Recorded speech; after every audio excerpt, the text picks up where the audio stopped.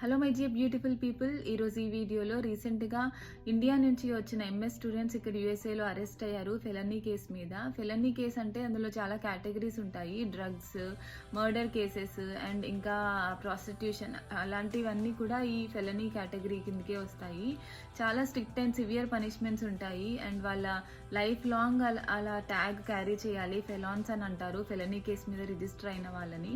వాళ్ళకి చాలా ప్రాబ్లమ్స్ వస్తాయి. ఈవెన్ వీసా రెస్ట్రిక్షన్స్, వేరే కంట్రీస్కి మూవ్ అవ్వాలన్నా కూడా చాలా రెస్ట్రిక్షన్స్ ఉంటాయి. మనం ఎంఎస్ చదవడానికి ఇక్కడికి వచ్చిన స్టూడెంట్స్ చాలా హోప్స్తో కష్టపడి చాలా మనీ స్పెండ్ చేసి వస్తారు. ఏ కంట్రీకైనా కూడా కొన్ని ఇల్లీగల్ అండ్ లీగల్ యాక్టివిటీస్ ఉంటాయి. అవేంటివి అనేది తెలుసుకొని మనము దానికి తగ్గట్టుగా మనము రెస్ట్రిక్ట్ అయి ఉండాలి. ఆల్రెడీ స్ట్రగుల్ చేస్తూ జాబ్స్ ఫైండ్ చేసుకోవడానికి.